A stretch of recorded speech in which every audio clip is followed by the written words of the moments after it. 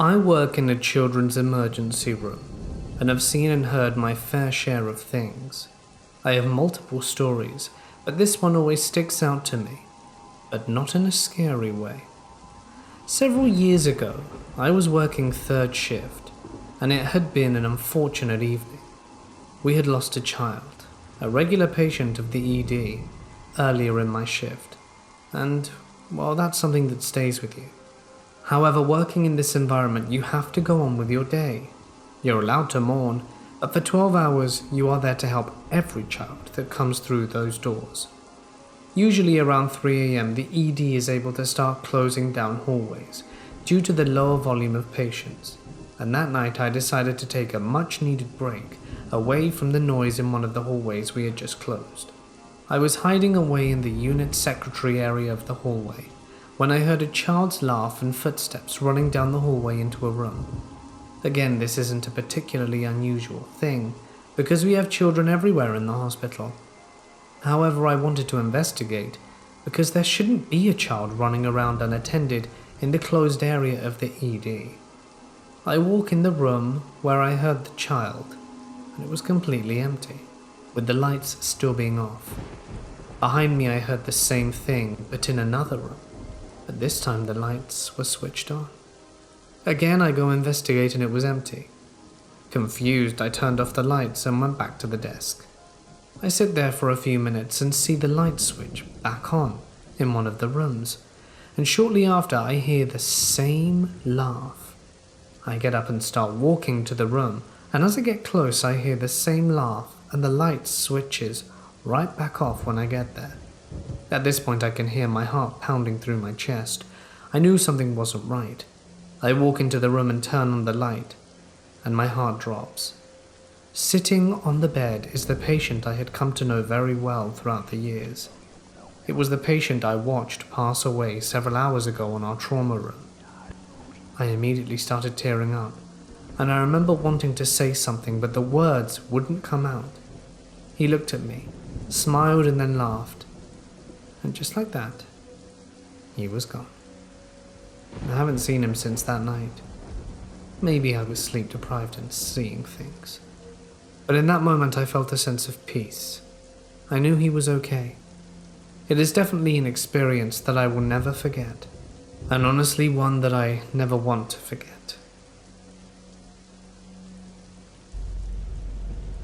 About 8 years ago, when I was a senior in high school, me and two of my very close friends decided to break into this house that was down a back road that we passed every day to go to one of their houses after school. The house was kept up, but no one had lived there in over 10 years at the time. And by kept up, I mean the lawn was mown and the lights were always on. It was pretty well known in the community that no one lived there, but the bills were paid by someone, and no one had lived there in years. So being teenagers, we decided to check it out after dark.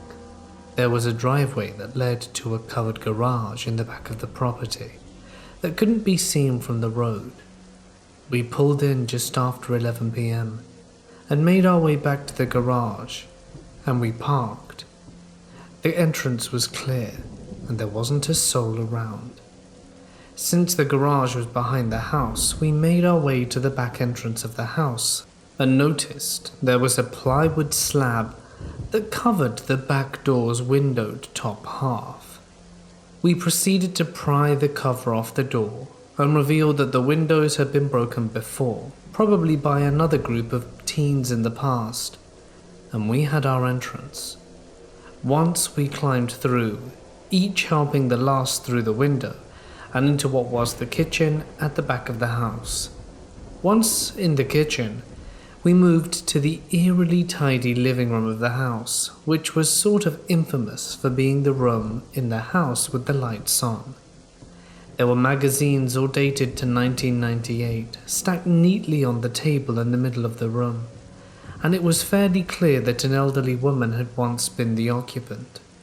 There was a sewing station and decor to suggest this. We felt safe at this point. We had made it in there, and there weren't neighbors or anything for half a mile in either direction.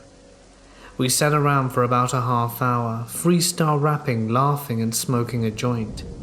We toured the rest of the house and ended up back in the living room. It was overall pretty creepy, but pretty typical too. Just seemed like a normal household that hadn't been changed in 15 years. This is where it gets weird. We were still cutting up in the living room, and had actually turned the lights off because we were filming each other with my Lenovo laptop, something we did for fun all the time back then, so we could relive it and show our friends that we had braved the empty house on the back road. When all of a sudden, there was a sound like an old guttural truck trying its hardest to stay idling. The uneven rumble of an engine. It's hard to explain. I personally thought for a split second it was the air unit's fan outside the living room wall, or something along those lines. We froze in place and looked around at each other in the dark. Terrified faces stared back at me, illuminated by the glow of the laptop. After 10 seconds of the rumble, there was a squeak, and a heavy truck door slammed shut right outside the living room wall. Now we scrambled. No hesitation, we bolted for the front door that also connected to the living room, because climbing through that back door window would have been difficult in a panic, but the front door had actually been nailed shut. So we turned and ran to the other side of the house, in the back bedroom that was also on the back side of the house. We all three froze and didn't move a muscle. The engine rumble wasn't audible anymore, but we were trapped like mice. There were huge bushes covering every window, and the front door was nailed shut. The only way out was the way we had come in, but we were literally scared motionless. We sat in the bedroom waiting for the police or owner or someone to call out that our fun is over and to come out, but that never happened. There was a window to the backyard in our hiding spot, covered by a huge bush. I personally was directly next to it. My buddies very close to me, almost huddled around me. They could see and hear everything. And let me remind you that after the slam of the truck door, it was absolutely silent inside and out, besides us scrambling to the back. All of a sudden, chills go up my arm and back, and I slowly turn my head to my friends, who looked like they were about to keel over from fright. Footsteps in crunching leaves were coming, slowly, directly to the window that we were hiding behind. They stopped as close as they could, without walking directly into the bush, and we froze again. The footsteps we heard approaching the window were undoubtedly bipedal. After the steps stopped outside the window, we were immobilized with fear for nearly a minute, maybe more. We sat there waiting for the steps to depart or someone to call out at us, which never happened. The steps stopped outside the window and never moved. Only then did we silently agree. It was time to back out the room slowly, as we were horrified by what exactly could be staring towards us in this window. And at that moment we threw caution to the wind. We got up, slowly backpedaled away from the window and made our way into the hallway outside the room, and into the area before the kitchen where our exit was now back in sight. I think all three of us knew that something was very wrong about all of this, and I think getting caught by the police or the owner wasn't on any of our minds.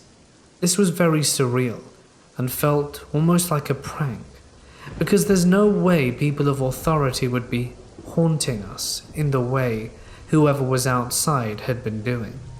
So fed up of what felt like an eternity of unease and terror, we decided to bolt to the window in the door in the kitchen all at once and go out together, to either face what had been tormenting us or run. Once we were outside, we counted down from 3 and ran past the huge bushes to the left where our stalker had been. I couldn't help it. I had to turn around and look. I turned, and all I saw were the lights beaming from the window broken up by the bush, and illuminating a patch of ground covered in what appeared to be undisturbed leaves. This made my whole body crawl in a way I've never felt before or honestly after. We made it to my car in the garage, and I backed out and tore away as fast as I ever had. There was no vehicle outside. There wasn't anything.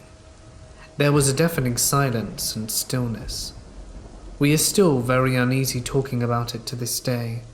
Even writing this makes my eyes water and my skin crawl. I've always been a man of science and a huge skeptic, but I can't explain that night. There was something so wrong about everything. Needless to say, we never went back.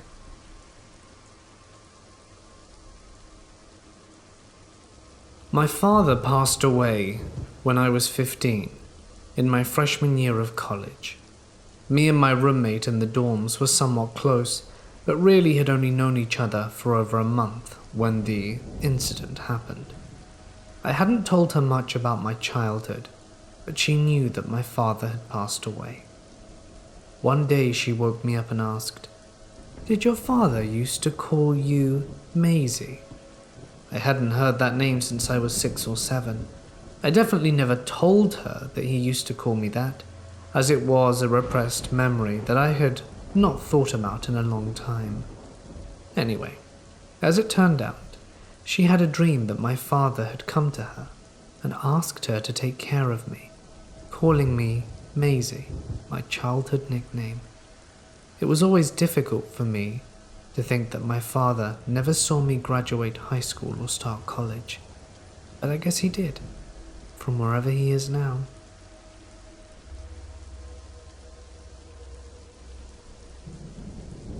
I've been noticing some weird stuff happen in our basement recently. It seems to have taken off when our son was born. For context, both my husband's dad and my dad sadly passed away very suddenly at relatively young ages before our son was born.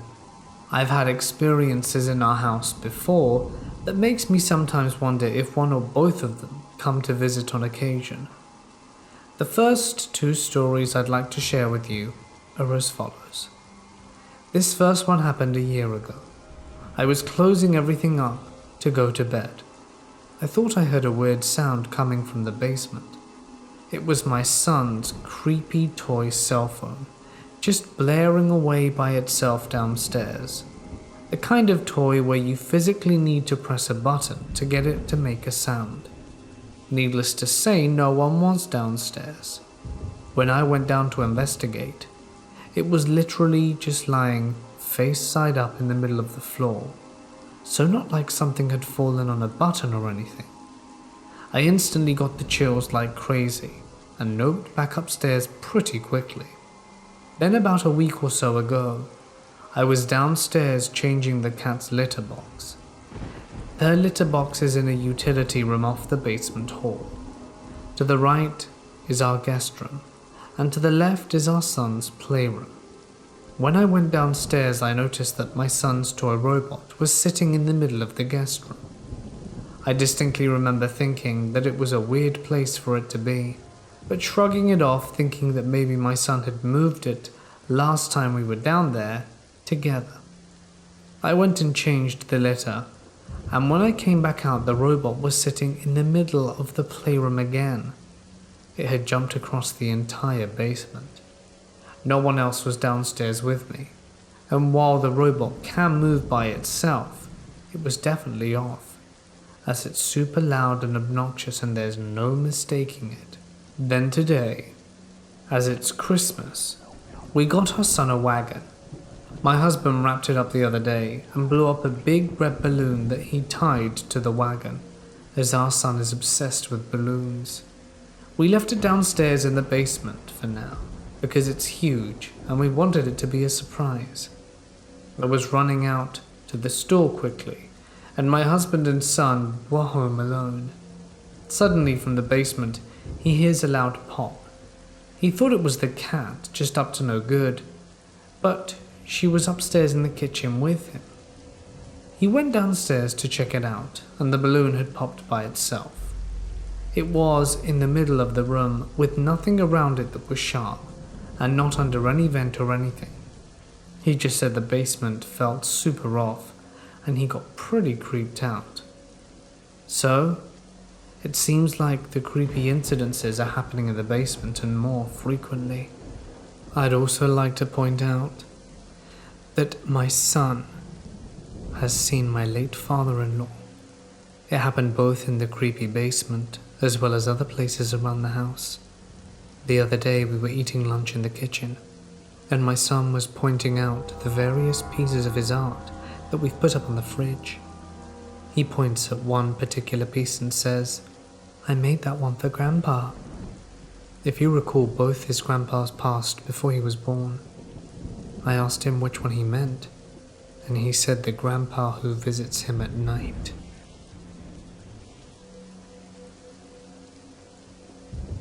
I was driving home one night under a new moon February sky. Not a single cloud, and the Milky Way was gorgeous. I had been driving for a while, as it was an hour-and-a-half trip, when I noticed something odd in the sky. A void, something blocking the stars. This was odd because, 1, it was in the opposite direction of the moon's position.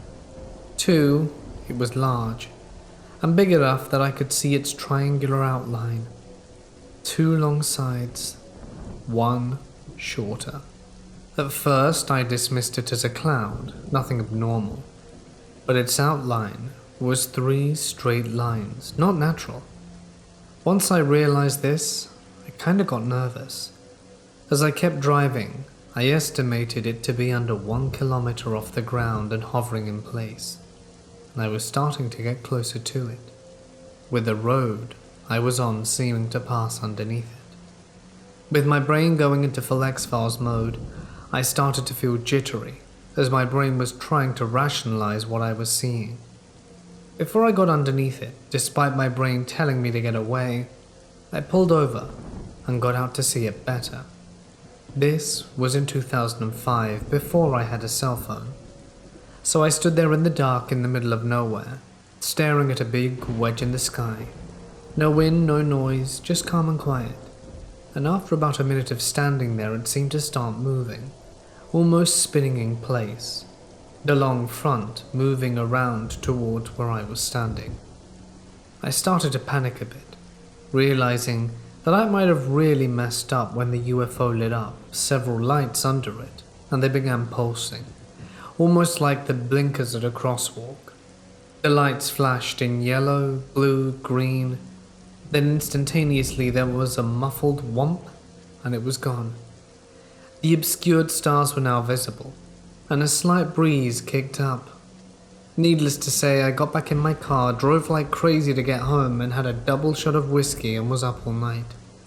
I've replayed this in my head and analyzed every possible explanation, but there is only one, and I'll go to my grave knowing that aliens exist.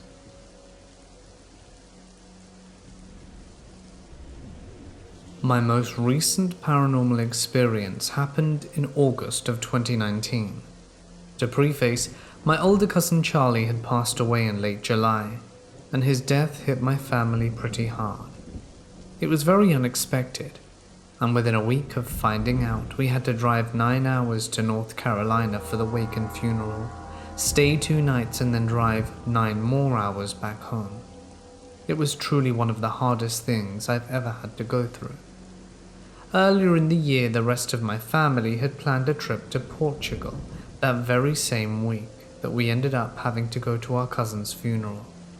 Since the trip had been planned so in advance and the death was so sudden, they were unable to cancel the trip.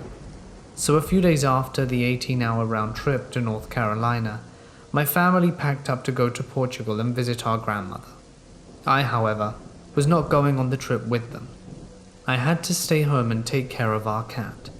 He has this medical condition that we have to keep up with him every day, and we didn't want to have to ask another family member to watch him for 10 days while we were gone.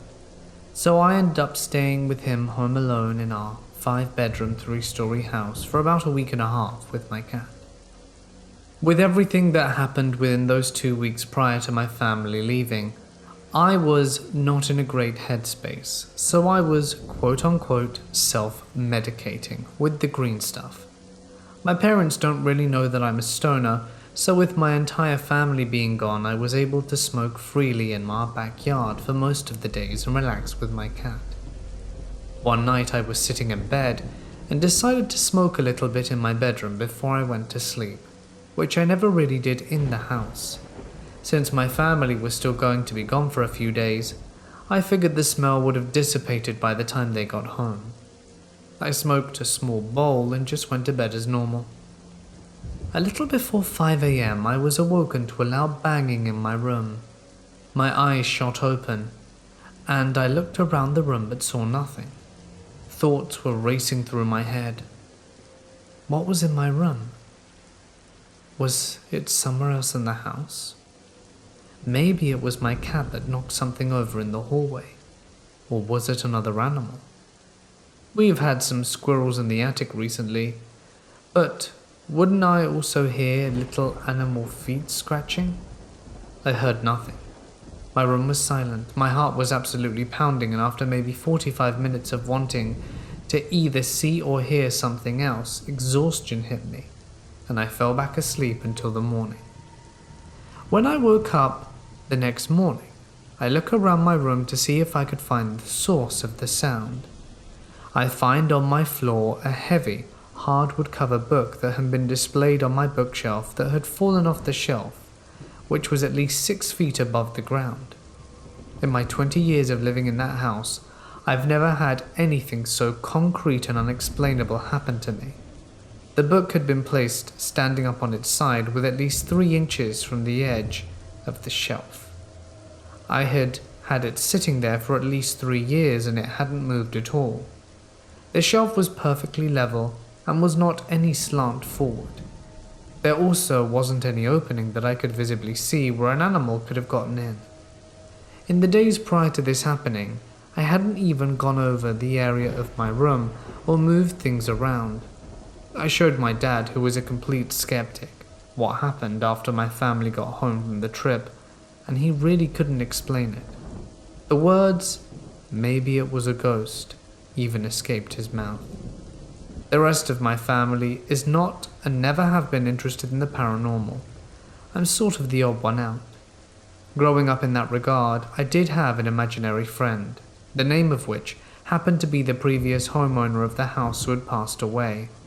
I had a very minor paranormal experience while in middle school, seeing some orbs in my bedroom, and just the general feeling of being watched. The feelings sort of went away as I got older, but my sister, who would sometimes stay in my room while I was away at college, would tell me it felt like there were eyes on her when she would sleep. I guess I just got used to it as I got older.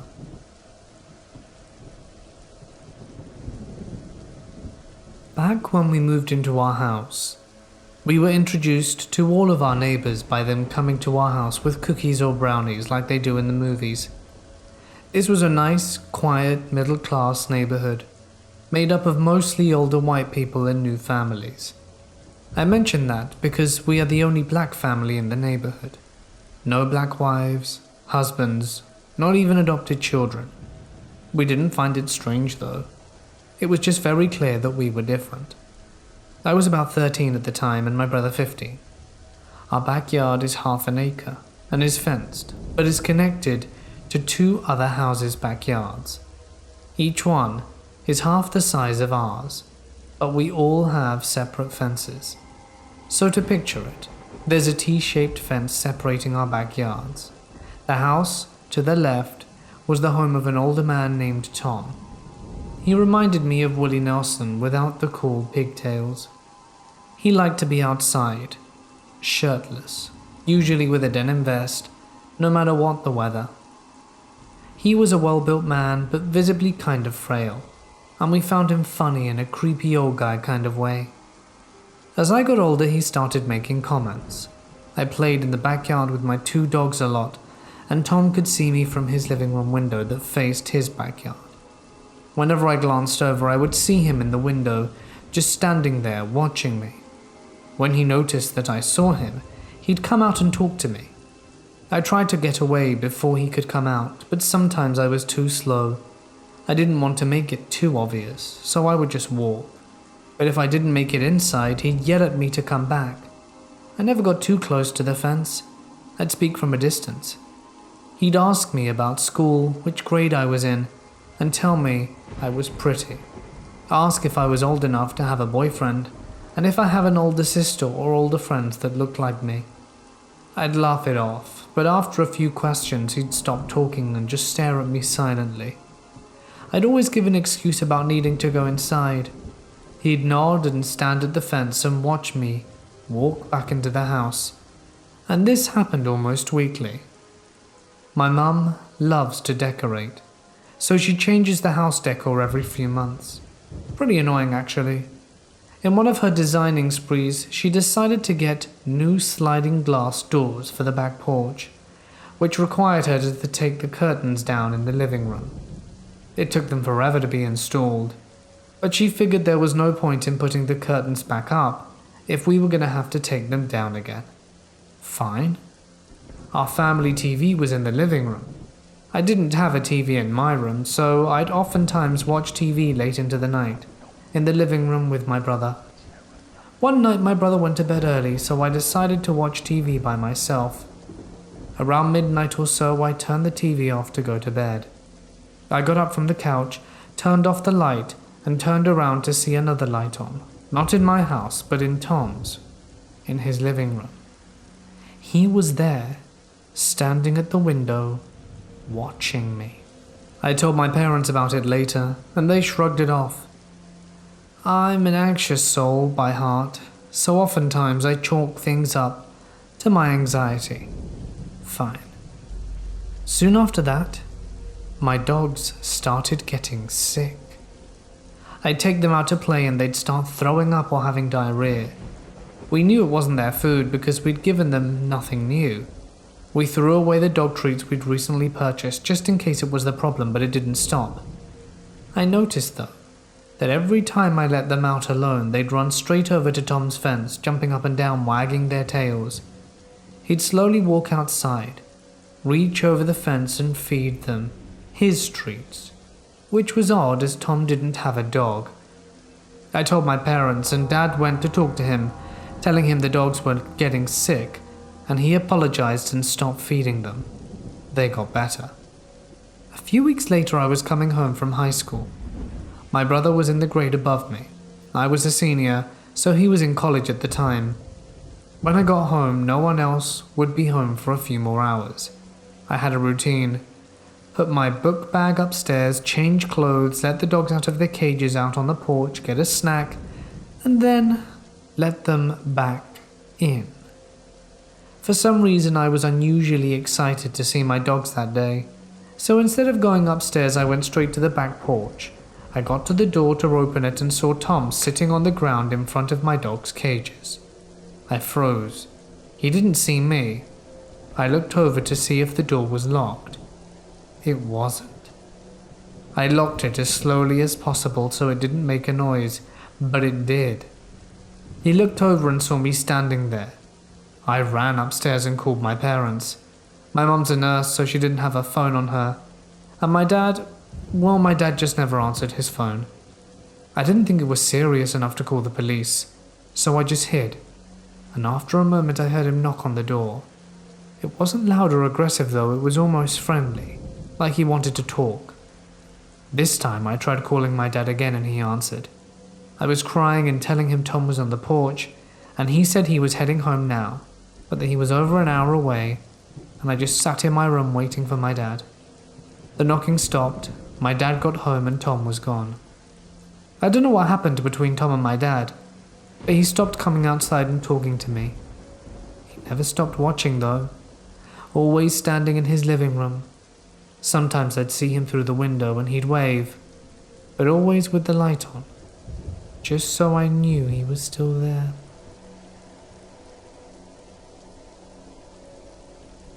I don't know what compelled me to finally share this, but I have been thinking about it a lot the past few days, and thought that it would fit quite well here. When I was about 8 years old, My parents were going through a divorce, and me and my older sister used to spend a lot of our time at our grandparents' house. It's a long ranch-style home on a corner of a very nice neighborhood that's a 10-minute walk away from a gas station, grocery store, and a few fast food restaurants. The streets are long and lined with well-manicured houses, cradled by big, scenic California Valley hills all around. We were never very wealthy, but my grandparents bought it as a fixer-upper many years ago, and the property value had skyrocketed since then. As you can imagine, it's a very safe spot, and although there weren't many other kids in the neighborhood, it wasn't uncommon to see neighbors walking their dogs or pushing strollers down the sidewalk of our house. Although my mum was especially protective all our lives, this particular neighborhood was densely populated, and my family knew just about everyone who lived there. She grew up in that neighborhood herself, so she was understandably trusting. She would once in a while let me and my sister walk to the Rotten Robbie gas station on the other side of the block to grab a snack. I would always get a ring pop, and my sister would grab a Three Musketeer before we made our way back home. My sister was around 11 at the time, and this small amount of freedom was a really big deal to us.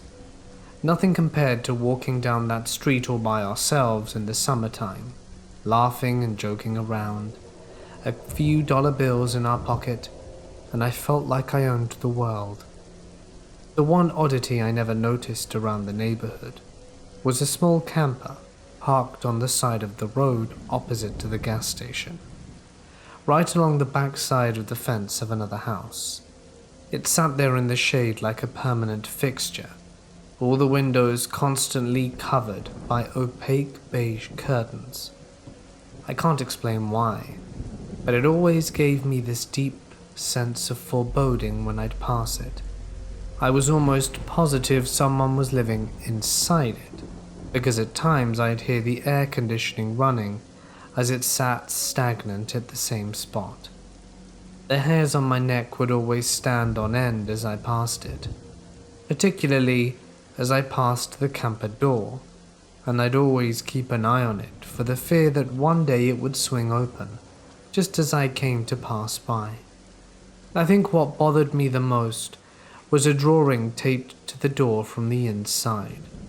It was extremely messy, a sketch of odd lines in a brown-colored pencil that was frustratingly indiscernible.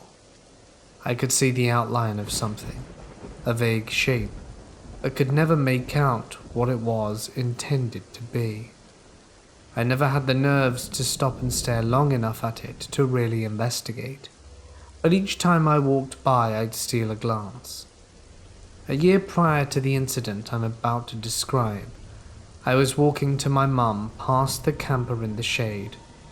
We had just gone to the park nearby, and unfortunately had to pass the camper before we could cross the street and continue walking. I didn't want to seem afraid, so I kept on walking right behind her and didn't object when she walked past it. This time I felt a little more brave. I was frustrated not being able to decipher the drawing for so long, and while my mum was feet away I stopped in front of the camper door and took a moment to really look at it. Upon closer inspection the paper was filthy. I remember doing a project in elementary school where we soaked printer paper in black coffee to make it look aged, and that's what it reminded me of. My mum walked on without noticing I'd stopped following her, but my eyes stayed fixed on the indistinct mass of dirt-caked scribbles until I could make out what looked to be a tiny malformed face. My stomach turned. I immediately felt cold and disgusted as my eyes trailed over the rest of the image. I didn't know what kind of creature it was at the time, but now I can look back and say that the drawing was a badly deformed fetus inside a mass of large, perfect circles, like those made by a circular ring ruler. Its face was concentrated as if in pain. It was so graphically disturbing, and it seemed to portray this odd sense of suffering that stuck with me for days. As a child, I didn't know how to process it, and the mental image still makes me feel sick whenever I think about it. I'd never seen anything like it before. Adrenaline flooded my body and my chest hurt with fear, but I selfishly thought of my glorious little trip for ring pops and said absolutely nothing as I followed behind my mum. This was, in retrospect, a classically terrible idea. It's one of those things you scream at main characters in movies for doing. Ever since my ill feelings towards that camper had been elevated by the drawing on the door, I thought about it every time we drove by, and about a month later my mum once again graced us with several bucks and permission to walk down to Rotten Robbie and grab our respective snacks. I thought about telling my sister about what I'd seen on the way there, but she was older and braver, and I was terrified she'd make me cross the street with her to check it out. It was a bright sunny day, and I told myself with false certainty that nothing was going to happen if I didn't acknowledge it. Maybe it would go away. We walked past the camper, and it was thankfully uneventful. On the walk back, I was feeling more comfortable and was focused on fighting open my candy wrapper while my sister walked alongside me. We passed the camper a second time, but I didn't give it half as much thought as the first. I don't remember what we were talking about, but I recall being interrupted mid-sentence as my sister softly yet firmly said my name. There was a distinct fear in her voice that immediately set me on edge, like a bucket of ice water. All my senses heightened, and I became aware of everything, including the sound of haphazard footsteps about 10 feet behind us. It was accompanied by a heavily rustling sound like a heavy backpack, and nervously, I turned my head to look. A man with a long, unkempt beard, wearing many layers of ragged clothes, stood behind us, eyes unmistakably burning into the backs of us as he walked. His movements weren't normal. It was a drunken shuffle. Like each of his feet were unimaginably heavy and needed to be moved one grand effort at a time. His shoulders were skewed, head tilted downwards with a strange arch of his neck. I could hear his shoes scraping the gravel with every step, but rather than seeming genuinely intoxicated, it was as if he was intentionally meandering in our direction like a zombie, with the direct effort to frighten us. Behind him, I saw the camper door was wide open for the first time in all the years that we'd spent living there, and realized this was its sole inhabitant. "He's following us," I choked out, tears filling my eyes. My mind was spinning as I stared straight ahead. The wide street and sidewalks, abnormally empty all again. My sister grabbed my hand. She squeezed it hard enough to hurt without looking my way, speaking carefully under her breath. "On the count of 3, we race home," she told me in a very serious tone. I couldn't reply through the growing lump in my throat, but every single cell in my body understood we had to put some distance between us and this man as quickly as possible. She began to count steadily while we walked faster, and the most terrifying part is that she started running before we even had a chance to. He must have heard her directions to me and tried to get a head start by sprinting in our direction before she got to 3. But his footsteps were noisy, and we bolted like deer the instant we heard him behind us. I'll never forget it. The chase felt exactly like how you imagine in your nightmares. The fear, your pursuer inches away from grabbing your arm or a fistful of your hair. I pictured myself being dragged into the van with nobody around to see nor hear me. We ran so fast we didn't even have to breathe to scream, and peering back behind me, about 10 seconds later, I saw him running in our direction with absolutely none of the impairment he showed with those zombie-like steps just moments before. I think back on it now, and he may have been deliberately pretending to be handicapped to lower our guard so we wouldn't start running. The thought is terrifying, but I can't rationalize it any other way. We made it to our grandparents' house, and without looking back behind us, yanked open the stubborn old door before slamming it closed, scrambling past their excited dogs to get as deep into the house as possible. I don't even think we locked it, as our main goal was getting within the line of sight of any adults as quickly as possible. My mum was talking to my grandpa at the table and gave us an amused look when we bounded into the living room. Since we were the kids, running around wasn't anything out of the ordinary, and she didn't ask what happened as we collapsed on the couch and tried to catch our breath. The inside of the house felt so safe and felt in such good spirits that I didn't even want to bring up what had just happened, like waking up from a nightmare you didn't want to talk about. I was desperate to go back to normalcy. I wanted to forget it entirely, to unwrap my candy and act like everything was completely normal for the sake of my own sanity. And that's exactly what I did. I asked my sister a few years back if she remembered this incident. I'm 25 and she's 28, and her response was strange. She remembered immediately without the need for me to prove details, but she quickly waved it off and insisted he had to have been a bored homeless man looking to spook some kids walking home, with no real intent to harm anyone. I don't know. I like to believe it's some innocent misunderstanding, but like they always say about gut feelings, they're rarely wrong. I feel in my soul he wanted to hurt my sister and I that day. I never told her or anyone else about the strange drawing on the door, and I'm not sure if my sister saw the open door and connected him to the camper or not.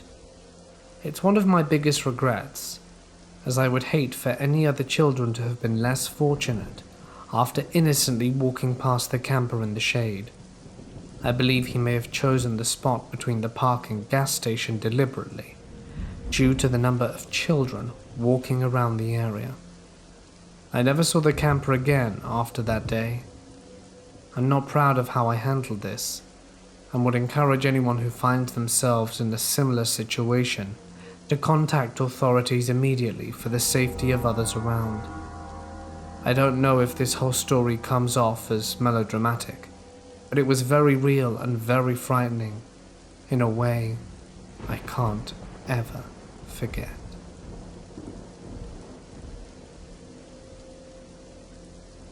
I was 14 years old when I had to live with my grandparents. I had to live with them because my sister was in college and my parents were divorced. They lived in this old bungalow-type house. It was one story, and we have stairs that immediately go up to the attic. An attic which no one really uses. We just put stuff in there. It's too hot and stuffy up there anyway. The sole window up there didn't really help. The attic had an old, creaky wooden floor that I remember that I had to polish with a coconut shell, because that's how we do it here in the Philippines. That, and my grandparents are very traditional.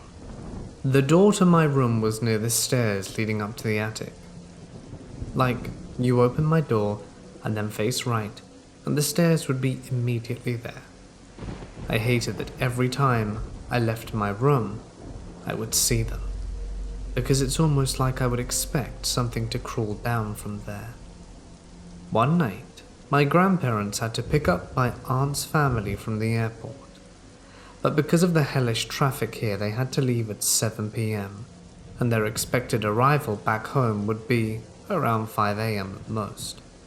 So, as a 14-year-old girl being home alone at night, I told them that I would be safe and fine.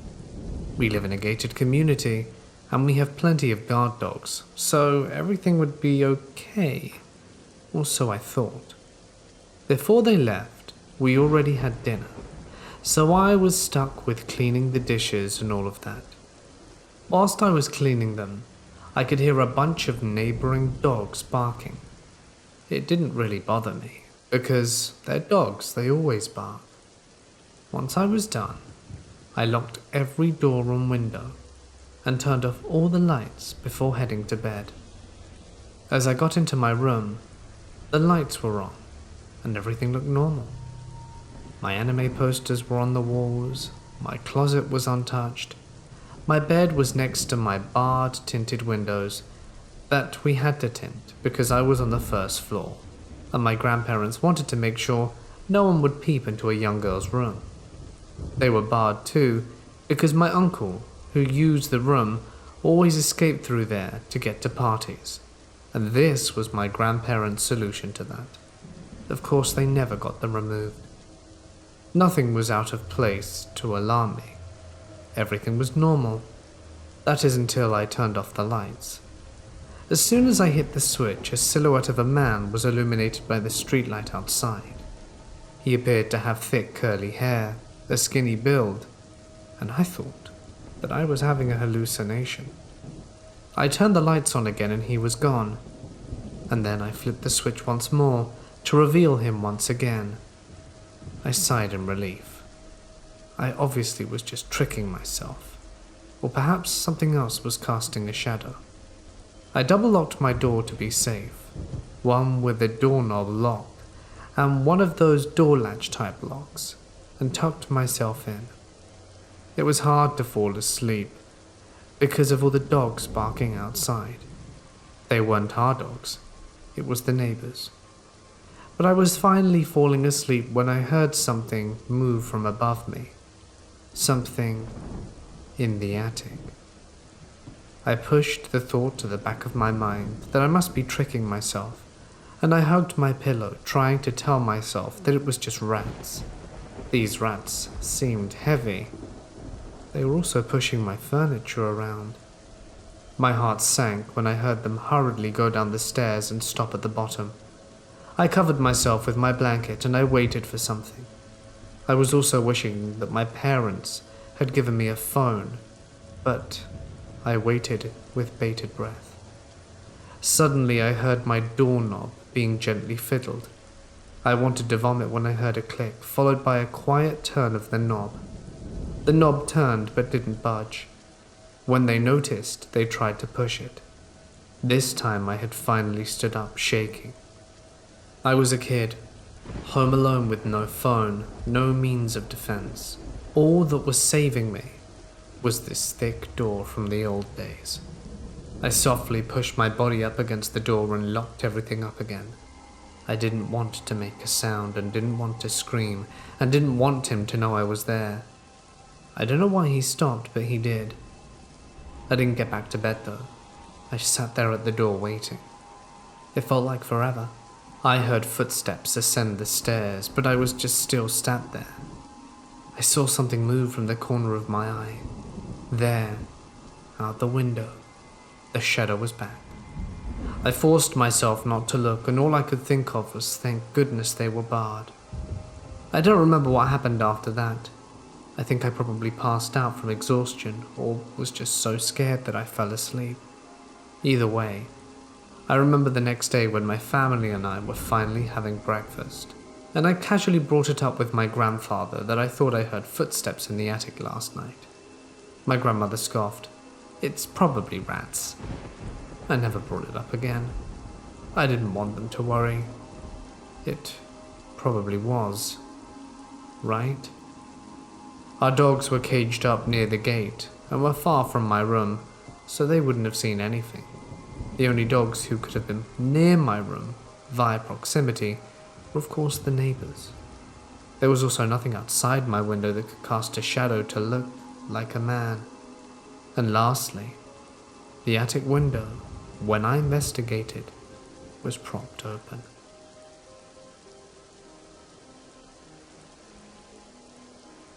This happened to me when I was in college, and is probably one of the creepiest and weirdest things to ever happen to me. I believe in ghosts. I've had countless experiences in my life that have made it almost impossible for me not to. And this still gives me chills whenever I think about it. I was a freshman in college and was heavily involved in the arts, theatre and music specifically. The fine arts building of my college had quite a bit of history. It was built in 1916 and had previously been one of the largest Masonic temples in the city. This is fairly evident by the Masonic symbols adorning the building and covered the stained glass windows. I'd heard rumors of secret passageways under the building that ran all the way into downtown, but I will say I didn't believe them. A few of my professors had told stories of seeing shadow people or feeling like they were being watched when they knew they were alone, but I thought that they were just messing with us freshmen. I spent most of my time in the costume shop. I should note the costume shop was on the sub-ground floor, technically the basement. It was down 2 flights of stairs from the main entrance that led you to a landing with the costume shop and another door that I just assumed was a utility closet because it was always locked.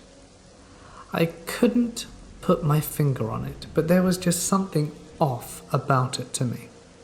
On this particular evening, I had finished rehearsal for a play around 6 p.m.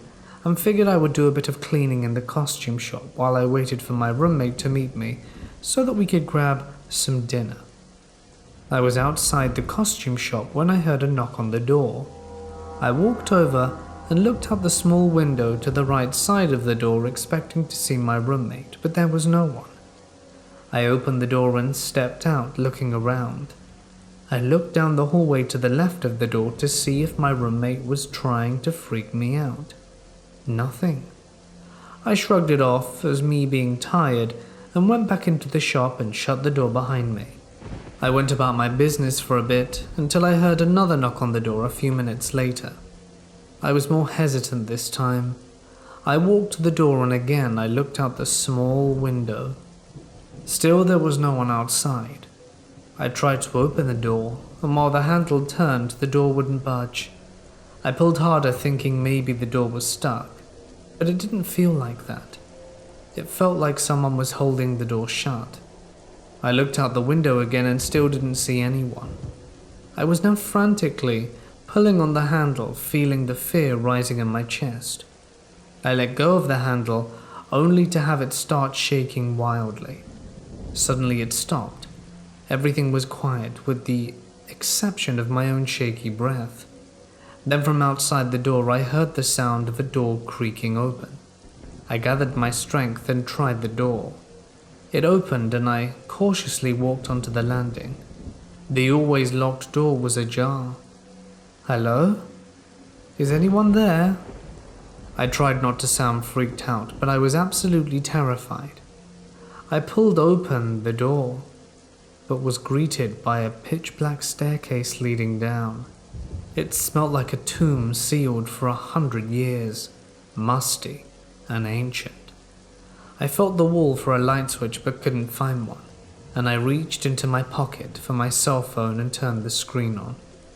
It was bright enough that I could sort of see my way as I made my way down the stairs. The walls were brick and the stairs were made of stone.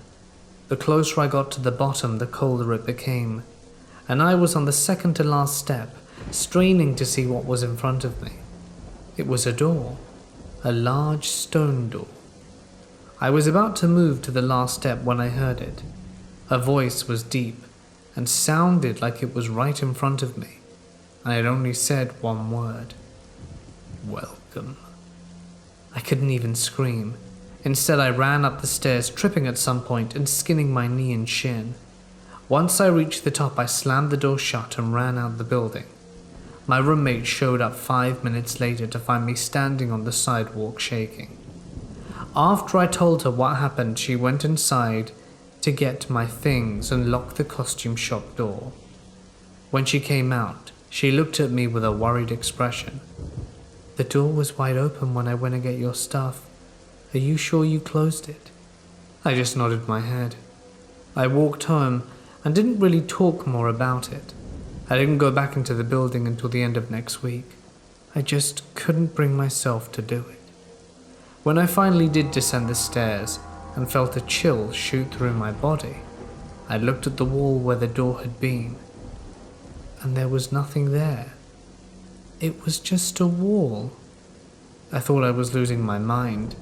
I walked to the wall and studied it. My drama teacher happened to be walking by and I stopped him. "Wasn't there a door here?" He chuckled. "Yeah, they walled it up last week. Did it in a hurry too, not entirely sure why though. I always thought it was a closet or something." I can't say what I encountered that night. Was it the spirit of a Freemason who never left the temple? Was it something more sinister? I honestly don't know. I spent a lot of time in that building over the course of my 2 years at the college, and while I had other odd experiences, they were nothing compared to what I experienced that one awful night.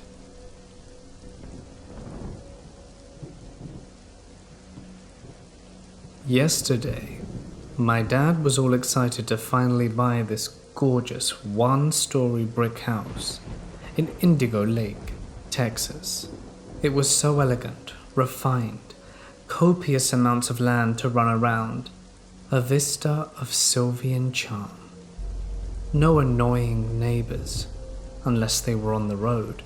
We brought all of our belongings and finally came face to face with what was going to be a beautiful nightmare. As we unpacked and arriving at the steps, immediately, strange things started to happen. The protected door opened by itself, and even the grand door that led inside the house as well, just creaked loudly, as if it were telling us to go inside. My dad thought carpenters were working there, as it was still being worked on, but only a day or two to finally complete it. My brothers exchanged confused glances, and noticed the back of the house had this weird-looking pond.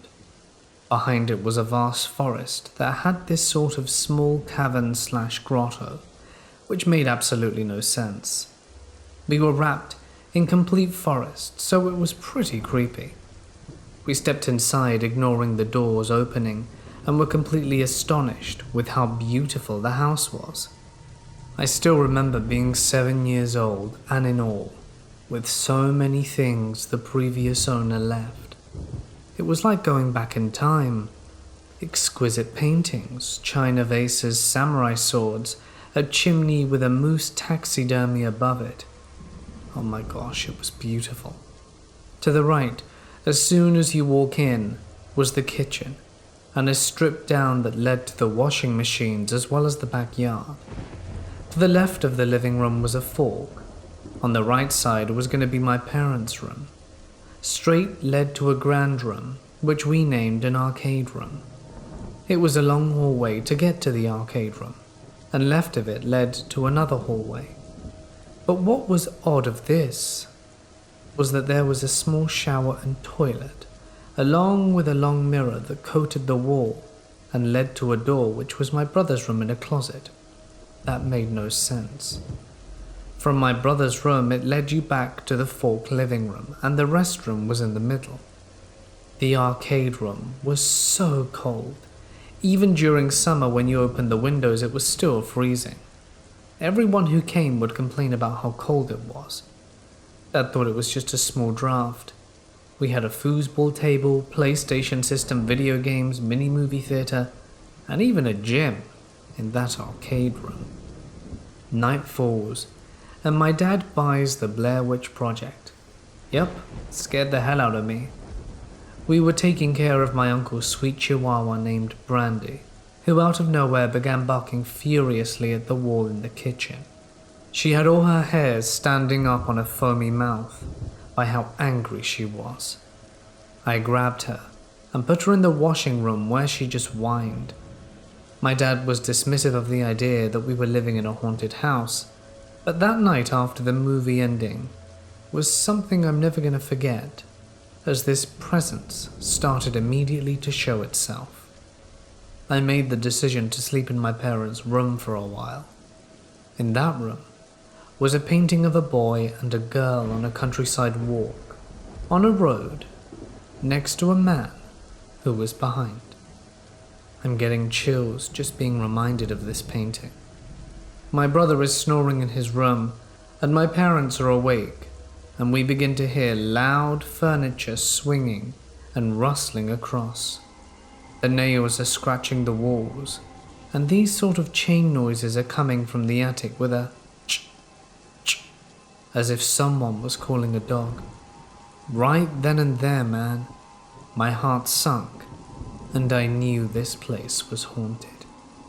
My dad gets up and knocks on my brother's door, thinking he moved things, but he's fast asleep. The noises were brushed off, just a raccoon outside, or the forest trees swinging due to the wind.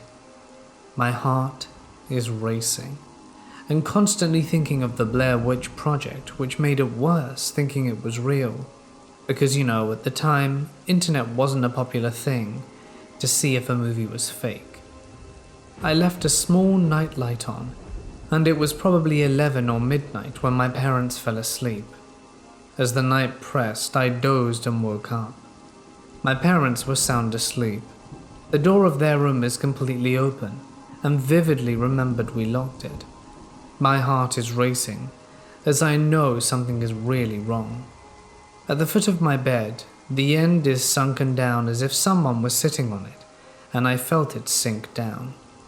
You guys, I felt it, and I was about to pass out and throw up, when suddenly the covers of my bed toss, and I immediately felt these hands and fingernails tickle my feet. I get chills remembering it. I kicked back whatever it was, and could feel the hairs on these hands. Just massive hairy hands and arms. I yelled. I got up from a nest of blankets and somehow jumped straight into my parents' bed crying. My parents console me. Dad gets up, turns the light on, and I'm done. Right there and then I'm crying in my mum's shoulder that I don't want to live here anymore. After consoling, my dad and mum are somewhat wanting to believe me, but they can't. That night I slept in between them. I didn't sleep. My eyes were glued to the door, waiting for it to open. Next day comes, and my brother is working out in the arcade room as he plays varsity football in high school. He comes rushing to us, saying he saw little girl's feet with frilly socks on near the hallway, with a lengthy mirror. My dad doesn't believe it, but he becomes a believer eventually. I'm going to go ahead to share the experiences that happened after. A few nights later, my father is in the bathroom. He had a habit of urinating sitting down at night, so that no one gets interrupted sleep. From the windows, the moon is able to reflect some light that gallantly pierces through. As my dad is urinating, he notices my mum is at the door and says he will be done shortly. So he does his thing, and right as soon as he's about to pat my mum on the back to let her go, my dad goes right through her, the silhouette, and he falls over. That night is the one I remember he finally became a believer, and shouting at us to come out, and turns on all the lights. He was as pale as a ghost, but I was relieved that I wasn't crazy. Water always turned on as well. Bath water, even the shower, where the long mirror hallway was. One time after a party finished and everyone went home, I took a long bath with my action figures and had a huge curtain that covered it. My mum sometimes would use the bathroom whenever I showered, so I heard her walk in and noticed the shadow pass and would just say, "Hey mum?" No response. So whatever, off I played, and upon finishing the bath, the bathroom door was wide open. I came out telling my mum why she didn't close the door, and she said that she didn't use the bathroom and was outside cleaning up. It was scary. A lot of stuff went on in that house. We had family friends stay the night to look over the house while we went on a trip. That following night, they called us saying they were leaving as they were getting too spooked. The couple kept having dreams of a handsome man with hairy hands touching them. and he would laugh a lot. And his wife said that the painting in my parents' room was moving.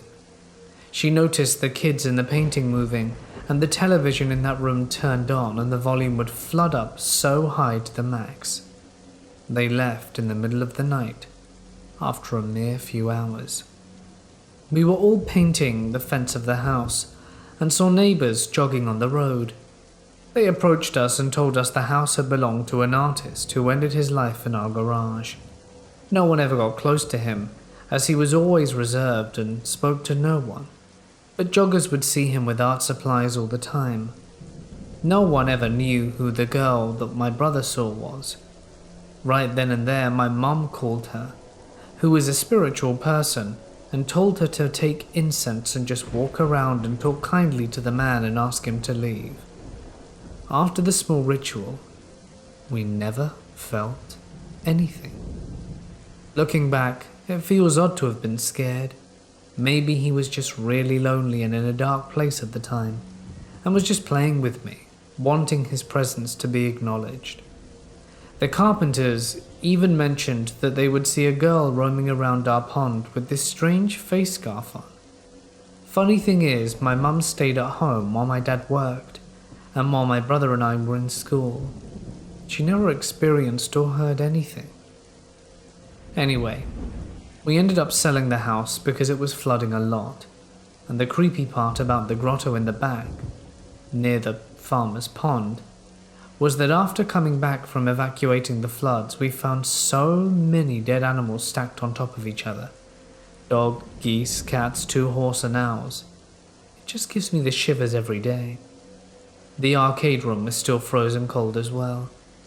I haven't been back, but I would be more than happy to share the paintings that he had in the house, as all of his belongings are in storage.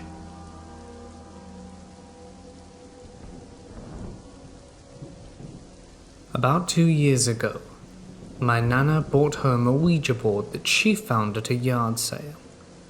I've always been a true believer in the paranormal, and it's always been one of my peak interests. I've heard and read enough stories and watched enough shows to know not to mess around with a Ouija board, and quite frankly they sort of freaked me out, so I wanted nothing to do with it. My nana on the other hand doesn't believe in the paranormal whatsoever, and thought it would be a fun game for myself, my brother, and the oldest of my 2 cousins.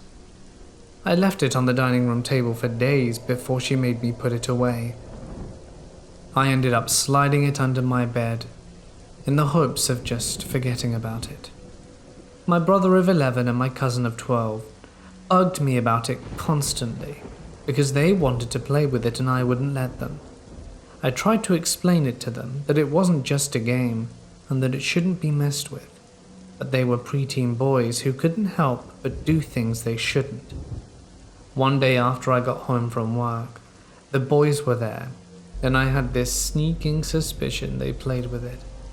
I looked under my bed and it was there, but I had this odd feeling, and when I went downstairs and interrogated them about it, at first they denied it, but I saw right through them and they finally admitted that they had played with it. I asked them if they had said goodbye when they were done, and they said they did. My cousin likes to over-exaggerate stories big time, and make up details to be overly dramatic. So when he told me about a couple of things that supposedly happened, I didn't believe him at all. Also, they were boys who liked to mess with each other, so I assumed that that was happening now. A couple of nights later I got into bed, and as I lay there trying to fall asleep, I get this feeling like I'm being watched. I look over at my closet that has 2 large sliding doors, and I notice that one of the doors is slightly ajar, which left a small space between the doors. It creeped me out for some reason, so I turned and faced the other way, trying to ignore everything and fall asleep. I finally fell asleep, and the next thing I know I'm woken up by what felt like someone or something hitting me in the back of the head. I was laying on my back, so the back of my head was fully on my pillow, which made it even weirder, and it wasn't a light hit either. It freaked me out so much, I was shaking. I look around my room and don't see anything, but then, all of a sudden, I hear my floor creaking like someone is walking around my bed. I'm so freaked out at this point it wasn't funny. After laying there a good little while, I finally got the courage to get up and grab my phone and book it to my living room. I sat down and tried to calm, but I still could feel a tingling, pulsing sensation on the back of my head.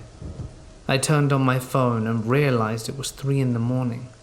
I called my boyfriend, now husband, with tears streaming down my face from being so freaked out. He didn't pick up, and I swear I called him another 15 to 20 times before I finally gave up. I sat in the chair until my nana got up around 6. I didn't tell her what happened, because I knew she wouldn't believe me and say that I was acting dumb.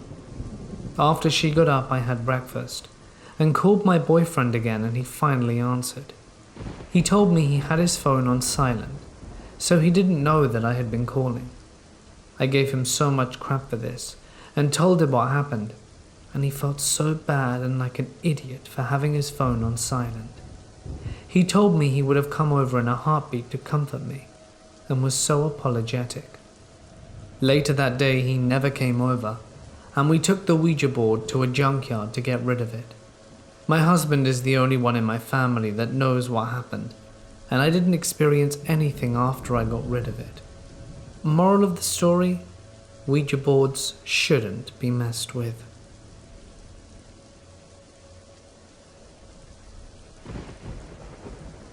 I deliver pizza, and I'd been having a really busy night, non-stop back and forth without any time to even pause or take a leak. I'd been so busy that I wasn't even thinking about bathroom breaks, but we're also going through a bit of a heat wave in our area, so I'd been drinking copious amounts of water. All of a sudden, as I was driving to this particular delivery, the urge to go hit me, like it went from 0 to 60 in an instant. Thankfully, I was close to the customer, so I could get this one over with quickly, or so I thought. I pulled up to the house, and it was in an area I'd delivered to before, so I could immediately see that something wasn't right. All the lights were off in the house, not even the glow of a television or anything. It was extra apparent because the street light closest to the door happened to be out of order, and on top of it all, the block was dead quiet. This is a big university area, and obviously there aren't many student renters in July, but there had to be at least one person because someone ordered a pizza. Maybe they just liked sitting in the dark, or they were out back in the yard. Whatever, I just didn't want to get out my car and knock on a quiet house in the middle of nowhere at 9:30 without first checking that I had the correct address and the customer was inside. It was scorching that night, even at sundown, and my car's AC is a joke, and the piping hot pizzas don't really help as such. So I have to try and open the car door as infrequently as possible to keep in any cool air. I called the number the customer provided, and the voice on the other side said, "Yeah?" I just tried to keep it concise. "Hey, it's your pizza out front. There doesn't appear to be anyone home." The customer replied, still gasping for air, "Yeah, I'm not home." I had to be so badly by that point that I was much less patient than I'd otherwise been with a customer right out the gate. "Well, then you're gonna have to terminate the order because I've arrived in the stated delivery window and you were supposed to pay in cash, so I don't know what to tell you. Plan ahead next time."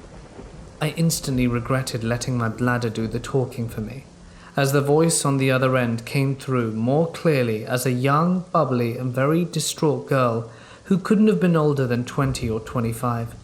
"Oh my gosh, I'm so sorry. I was running down the street and I could barely hear you.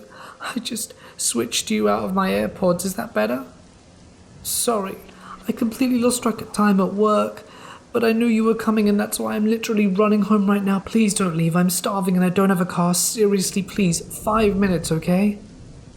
I know what it's like to be hungry and running late, and have no car, and not living near any restaurants. Plus, when I heard her voice, I began to remember more specifically having delivered to this place a few times before, and she'd always been perfectly nice. Now I felt bad for snapping. I tried to walk it back, while simultaneously look out my window for potential spots to pee. No, it's my bad. I'm letting the heat get to me. That's all. It's not your fault. No need to rush. I'll just see you when I get here. I hung up, and while surveying the streets, I started to think I was really out of luck. All the other houses had people in them, and they were close together. So were the clumps of trees or out-of-the-way patches of land or anything. Of course, I had just tossed my empty water bottle at the last delivery, because I'm an idiot.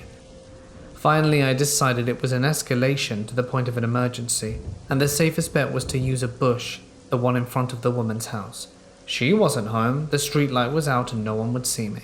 The people who were home were inside, and my car was parked across the street. And we're a small shop that don't wear uniform, and if someone did see me, they'd have no way to connect me to my employer. Animals pee outside all the times, humans are animals.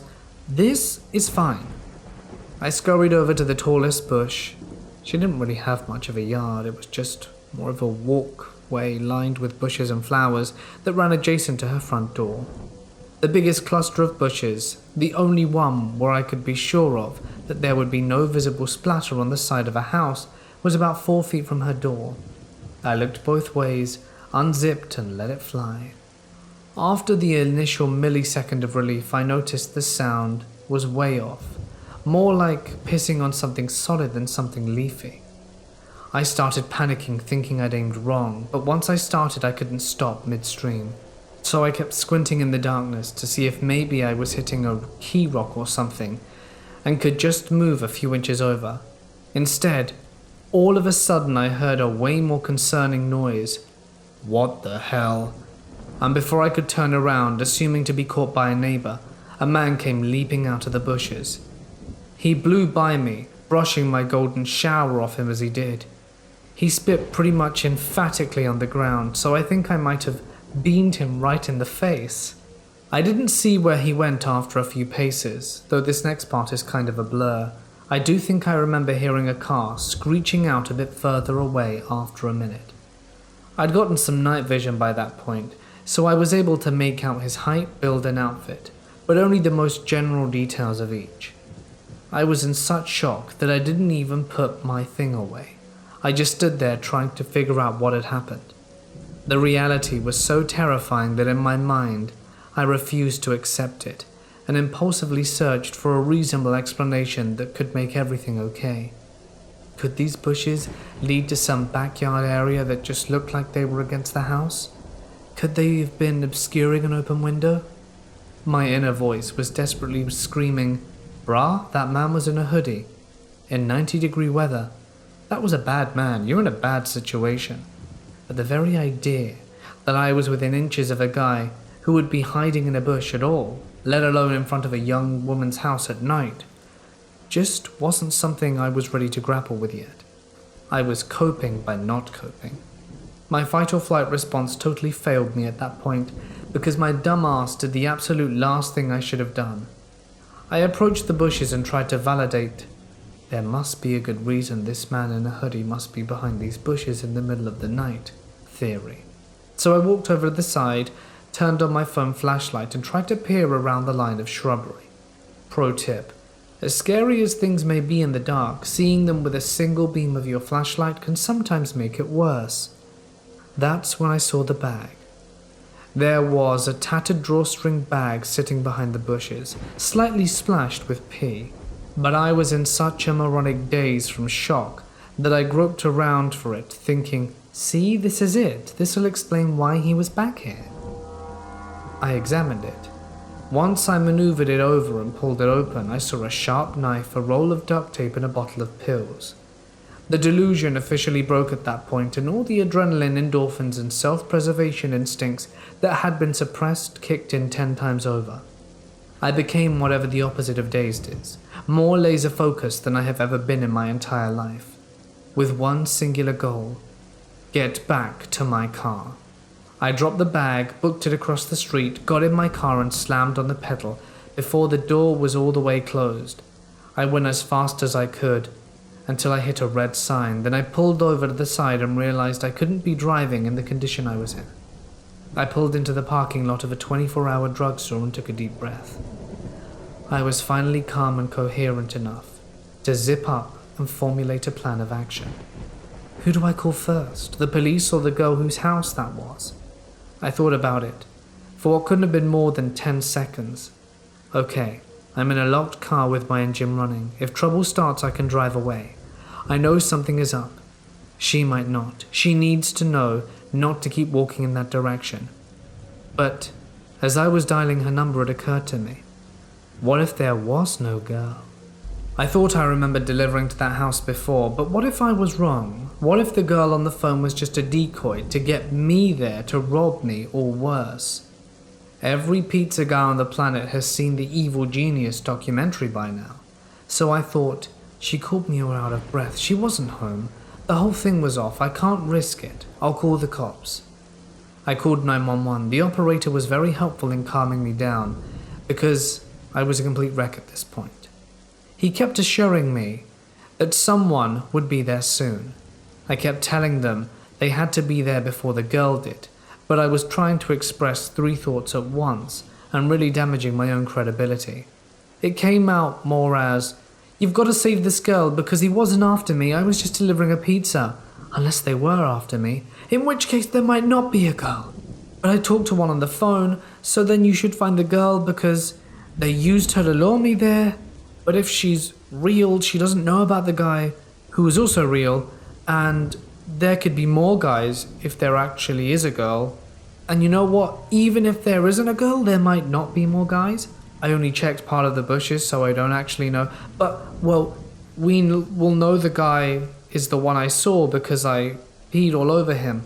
You know, I didn't mean to. This was back when I thought the girl was real, but not home. But she might be real. So, you know, yeah, please find her."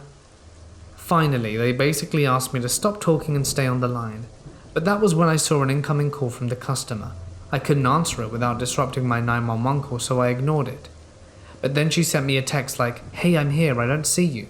I told 911 she was there, and they said the officers were only minutes away, but who knows how long that meant, especially after I'd given such a scattered amount of information about the events in my panic. I just felt overwhelmed with guilt, but my rational mind said the odds of her being a decoy girl for some large scam targeting pizza guys were low, and the odds of her being the intended victim of a predator were high. So I put my 911 call on mute, where I can hear them but they can't hear me, and turned back, heart absolutely pounding out of my chest, compulsively muttering, "Shit, shit, shit, shit, shit," the entire way.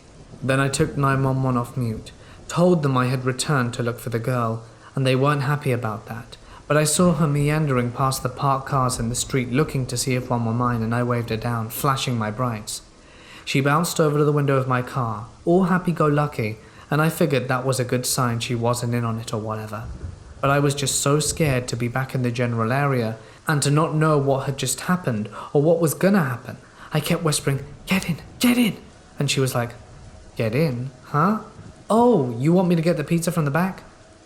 I didn't want to make the same mistake with her that I had made with 911. So instead of telling her the whole story, I stuck to the bare facts. "There was a man in your bushes. I'm on the phone with the police. I don't know where he is right now. Please get in the car and lock the doors." I was barely able to get the whole sentence out, and I was shaking like I had just downed 10 cups of black coffee. I held up my phone with 911 on the call screen to verify it for her. I thought that was why she got in the car with no further explanation, but it turns out that it wasn't entirely it. "You're still here? Is she with you? Are you safe? Is anyone there?" 911 kept checking in, not knowing who the third party was I was talking to. I reassured them, and we drove more cautiously this time to a location 911 instructed us to wait at to speak with a police officer as they cleared the area. I didn't actually have to do much after that.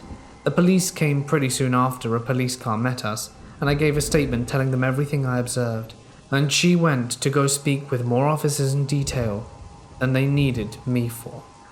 It turns out the reason she got right into the strange pizza guy's car without probing any deeper into my story was because she knew who the man was right away from the description. She had an abusive ex-boyfriend who was apparently psychotic enough that he immediately came to mind from hearing, "There's a guy in your bushes." She later called us to thank me and insisting on leaving a huge tip. I wasn't there when the call came in, so the kid who answered it didn't know to refuse to accept the money, but the manager already promised the next time we see her, we can load her up with enough 1 free pie cards to last a lifetime. Easily the scariest thing that has ever happened to me on the job or off. I didn't get the chance to tell the story much because I try avoid sharing it with anyone who could possibly know the girl or know of the event. But I'm still not the same since. Even though I know he didn't have anything to do with me directly, this truly shook me to my core. So man in the bushes, let's not meet again.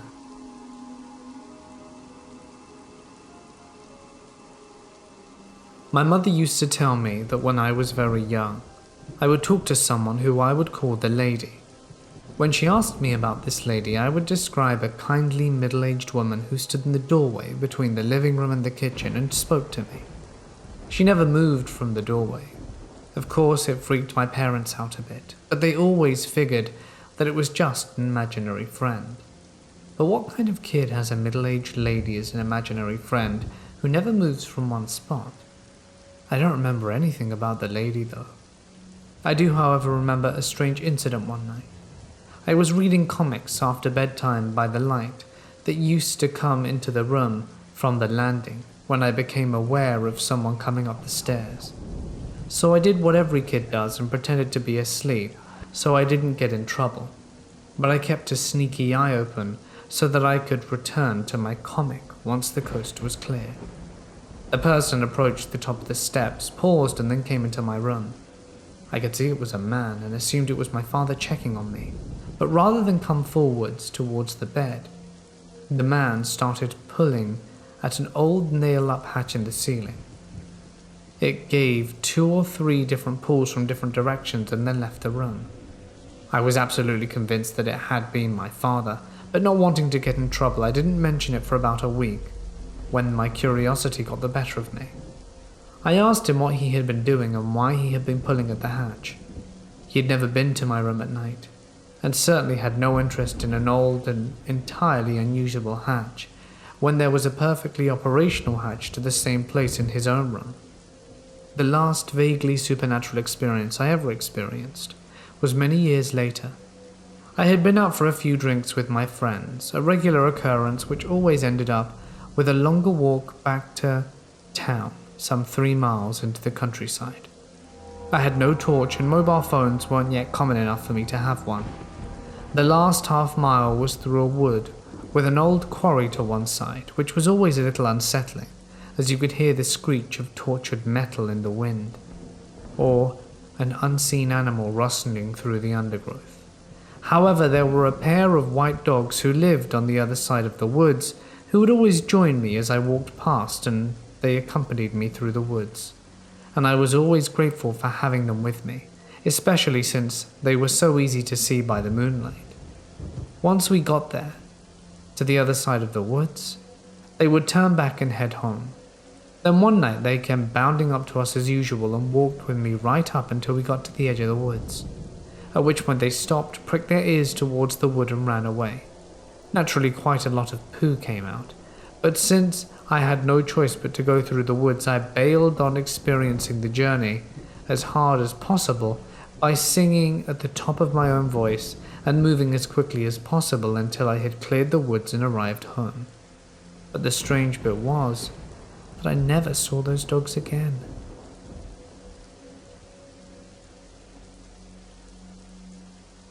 So I went camping this one time with my friend. It was 10 p.m. and I really needed to go. I left our site and used the restroom, which is about 1/4 of a mile away. It's pitch dark, and as I'm walking I see one of my friends who was walking with us from a path leading to an unused site onto the main path. This unused site path was a good 50 yards away from our site path. My friend has a very noticeable and peculiar gait, so I knew it was him. At multiple points he turned around and asked, "Why are you following me?" Always a good 40 or so feet ahead of me. I would reply, "I literally told you guys I was going to the bathroom." And question, "Why did you come from a different site?" He picked his pace up and I eventually lost him in the darkness. I get to the restrooms without seeing him, do my business, and upon returning to my site, where he of course is, I start asking him why he's messing with me. Everyone denied that my friend even left. Okay, so they're messing with me. No big deal. 3 a.m. rolls around. I need to pee. No need to walk to the restrooms this time. I just walk off into the woods. And as I walk back after I take a leak, I hear the distinct sound of a tent zipper opening. In the darkness I can tell it's my friend. Then I can barely see but definitely hear him zip it back up. As I get closer to the tents I see him more clearly and he walks a bit, goes to light a cigarette and I can see his face in the flint strikes of the lighter. And even clearer still when he manages to catch it. He lights his cigarette, takes a puff and says, "Can you hear me?" "Yeah, I can hear you, what's up?" He then repeats himself, "Can you hear me?" "Yeah, are you trying to wake everyone up, dude?" He shakes his head at me, then turns around and walks towards the cars, maybe 30 feet away from him. I'm thinking he's messing with me again. I gotta follow but lose him behind a car. I turn the corner and he's nowhere to be seen. I'm annoyed. He thinks he's so funny. So I go back to his tent, which is still closed, and I can still hear him faintly snoring inside. I don't know what I saw, but it looked exactly and sounded exactly and walked exactly like my friend. I was slightly inebriated, but not enough to hallucinate. He denies he ever left his tent or went through the woods ahead of me.